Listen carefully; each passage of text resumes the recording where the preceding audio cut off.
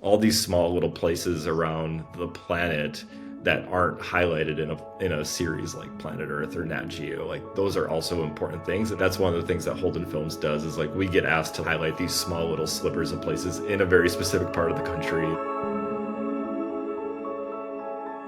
There are so many routes to a sustainable career as a videographer and filmmaker.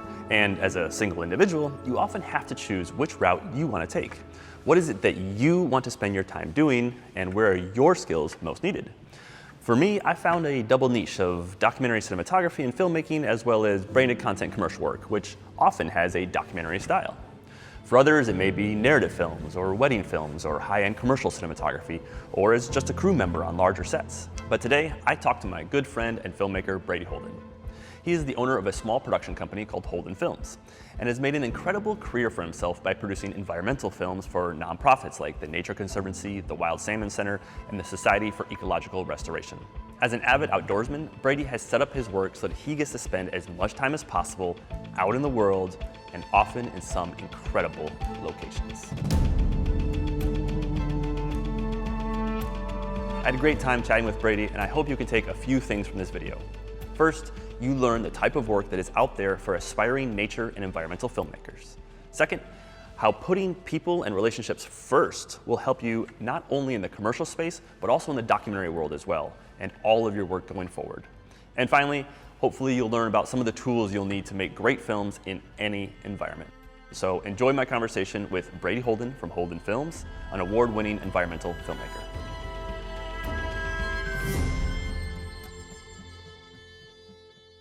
When people hear nature filmmaker, I guess my mind at least immediately goes to like Planet Earth or Nat Geo stuff. But most of the stuff we do, probably more environmental than nature. I would say 80% of our clients are categorized as environmental organizations, whether nonprofits, NGOs, or even government agencies. It's still focusing more on people than landscapes. Most of the videos that I make for environmental nonprofits or environmental organizations, they're more tools. The videos end up being more of a tool. Sometimes I get asked to make a video just for board meetings so that board members can sort of see like proof of concept of like a restoration project. Sometimes it's like board members who don't work for the organization, obviously, they don't even understand the work that the organization does.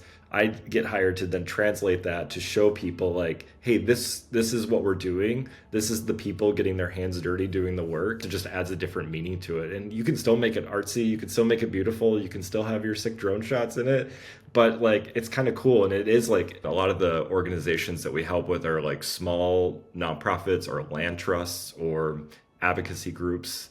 And even more niche is like a lot of it was started in the Pacific Northwest. I work for the Nature Conservancy, mostly the Oregon chapter, but I've done work for the World Office based out of DC and Colorado and California.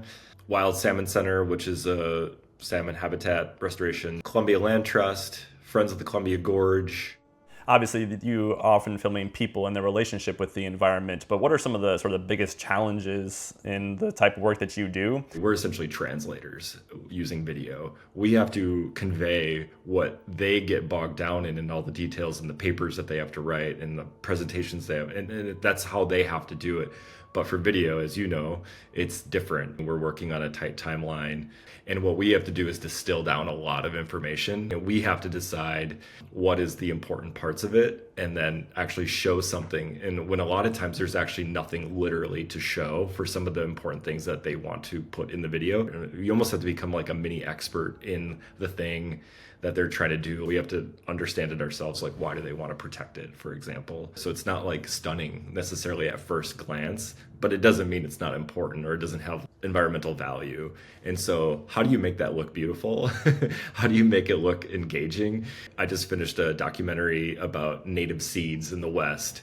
How do you film seeds is like a really interesting question. And like, how do you make inanimate objects interesting? So a seed, most seeds are these tiny brown oval things that don't look all that interesting, but deep down it's a living organism.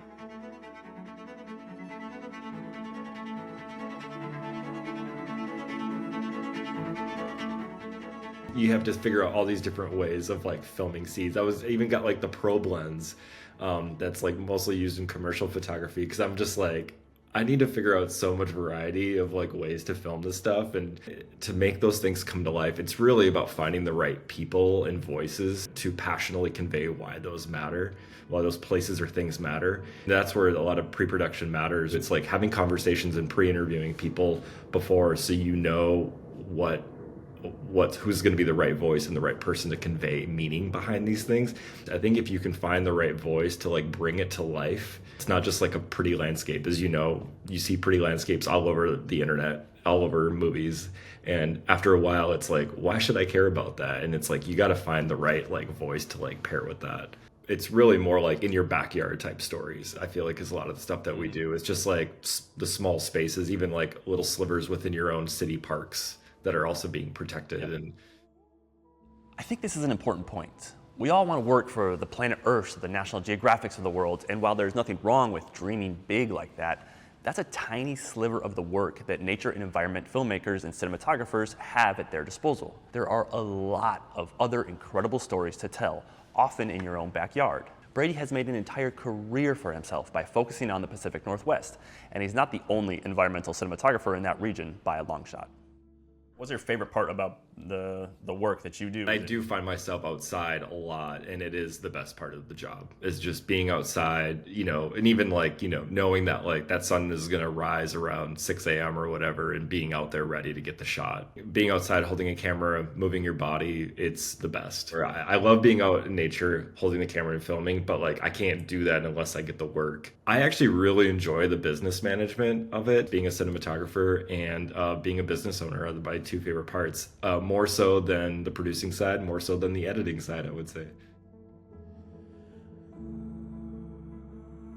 Anyone can grab a camera and go out and be in nature and film nature, but there is something really special about having a client or having a business that's focused on creating value. It's making it easy for clients, I think, is a really big value. Making it easy. I've definitely noticed moments. It was a handful of years ago where I'm out interviewing people and I'm caring about like, I'm trying to like set up like a scrim by myself and boom people, put a lav on them, make sure I'm picking the right lens and doing a 2-camera interview shoot. And I'm just like, I've had scrims like blow away on me and like tipping over because I didn't have the right sandbags and like always use sandbags. Yeah. Always use sandbags. It got to the point where it's like, oh, I care about that part of production now, and I'm learning. I was learning. It's like, oh, those little changes actually do matter in how things look. Even the thumbnail of what gets displayed on the video on my client's website, oh, that matters. I think the number one skill to have to like even to begin to grow this is just be good with people, and not just being a good interviewer, but just like being good with people, because then you're setting your subjects at ease. If you're showing genuine curiosity about what you're doing, that's going to come through on camera, I think, and then it does translate to being a good interviewer, being good with your clients. It helps if you're just naturally like empathetic or just like naturally like curious, I would say, more than anything, and open and flexible. Having communication skills is more important than having a sick lens, I would say. This is a great point that I've talked about on this channel pretty consistently. For clients in commercial work, it's more important to be a decent person that people want to work with than being the best. You still have to be great at your job and have the tools to do it, but once you have that, you'll get more work because of who you are as a person. I just was interviewed yesterday and about my new film, Country Brawlers. There were so many intimate, vulnerable moments in that film, and they're just asking, like, how do you get those types of moments?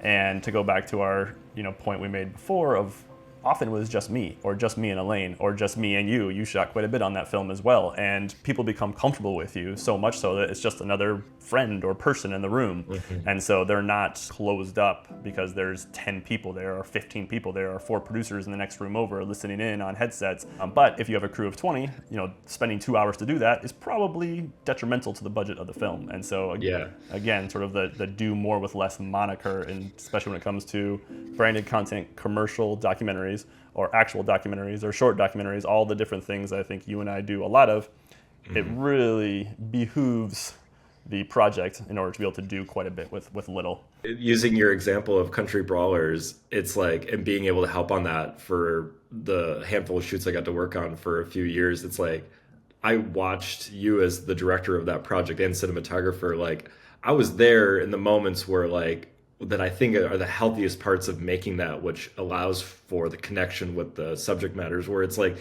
Even though you're holding your camera and you're at the ready to film any moment, because you have to be, like, you have the camera down in your chest just as much, actually talking about some of the nitty-gritty boxing stuff with Corky and Melvin, and like that's the rapport that is just like, it's not even rapport, it's not even intentional, that's just you just being curious and just trying to understand, connecting with your subjects and other people around on the shoot. I think it's super important.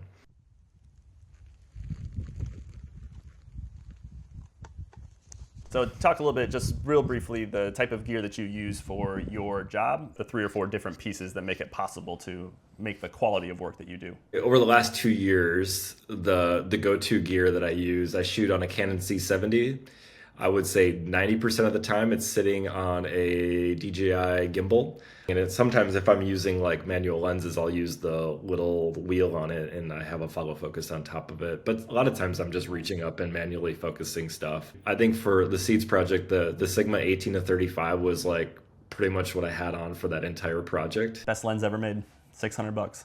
I think the combination of the C70 and the 1835 with a Rode mic on the camera broke my gimbal a couple times, but I had to I jerry-rigged it a little bit, or was able to fudge it just enough. And then the last one would be my drone, which I have the Mavic 3, Cine 3. Drones too, I think, are like overused in a lot of ways. You can't not use it if you're mostly filming like environmentally focused stuff, but I'm also trying to be like really deliberate about how to use it, and it's fun. Flying a drone is fun.